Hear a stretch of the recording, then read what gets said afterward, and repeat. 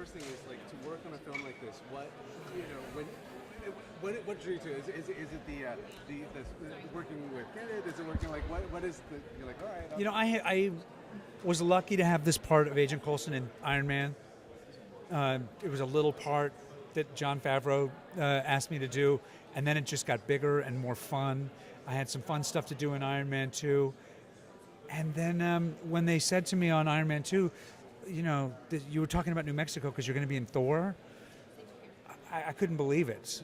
I love playing the guy. I love working with these guys. I had such a great experience on those. I was psyched to continue it.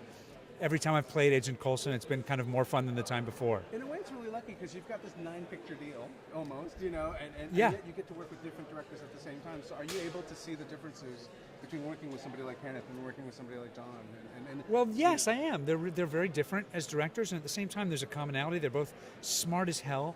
They have a very forceful understanding of how they want to tell their particular Marvel's hero's origin story or otherwise, and at the same time, and they're funny.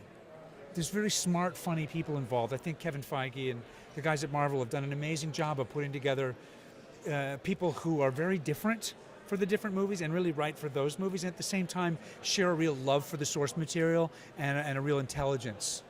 Last question: what role do you play in this, you know, retelling or telling of Thor? Then, what kind? I play the same guy, Agent Coulson.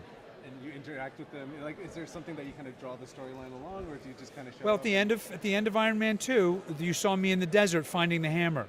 So what we know from that is there's a gigantic crater in New Mexico and a hammer, and we got to find out who lost the hammer. Brilliant. Thank you very much. Yeah.